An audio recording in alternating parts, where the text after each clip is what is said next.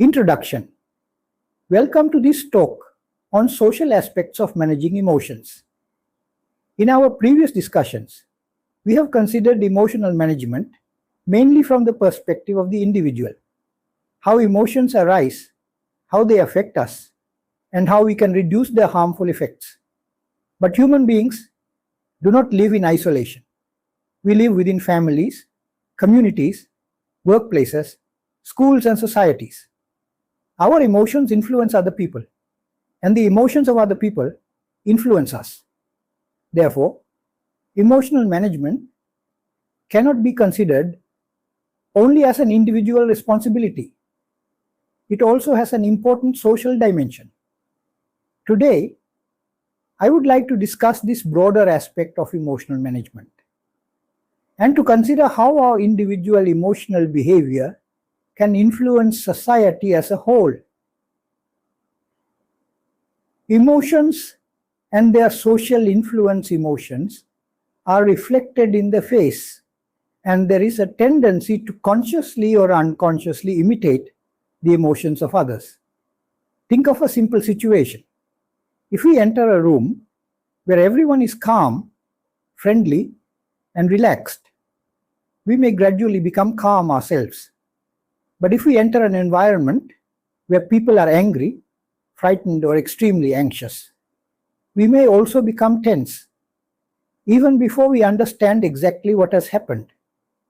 This is why emotional management should not be regarded as something that concerns only the individual.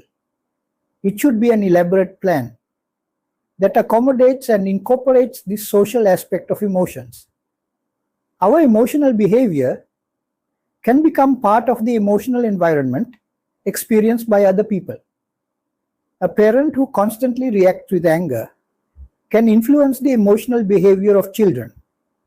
A manager who responds to every difficulty with hostility can create anxiety throughout a workplace. Similarly, a person who remains calm during a crisis can sometimes help others to become calm. Therefore, managing our own emotions can itself become a contribution to the emotional health of society. The interaction of mind and body. There is another important aspect to consider. The interaction of the mind and body leads to mental happiness, which initiates bodily changes. Therefore, the physical appearance and behavior of those who practice meditation techniques involving loving kindness and qualities similar to it may naturally reflect their inner minds. We can often observe this in people who have cultivated qualities such as kindness, compassion, patience, and friendliness. For many years, their expressions may be relaxed, their voices may be gentle, their manner of interacting with others may create a sense of security and confidence. This does not mean that a person's appearance can always tell us exactly what is happening inside the mind. Rather, the point is that repeated mental states and habits can influence our bodily behavior and expressions. A person who repeatedly cultivates loving kindness may gradually develop a way of interacting with others that communicates warmth and acceptance. The influence of admirable people.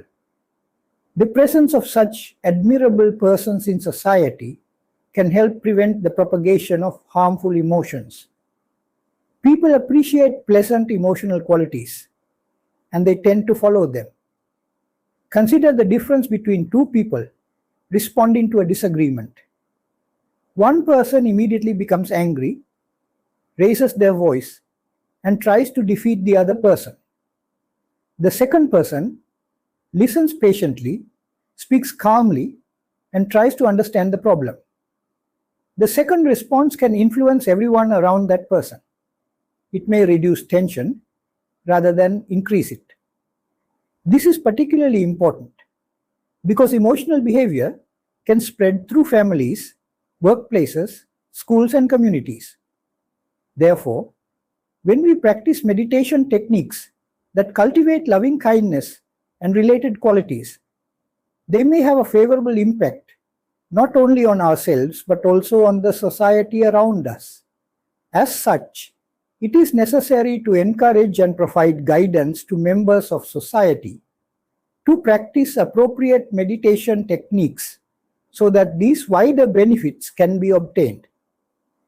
This is not simply about creating peaceful individuals. It is also about creating a more peaceful social environment. Children and the imitation of emotions. Children are particularly prone to imitate negative emotions from adults. A child does not learn only from what an adult says. The child also learns from how the adult behaves. If a child repeatedly observes adults shouting whenever something goes wrong, the child may gradually learn that shouting is an acceptable way of dealing with frustration. If the child sees adults responding to difficulties with patience and understanding, the child can learn a very different lesson.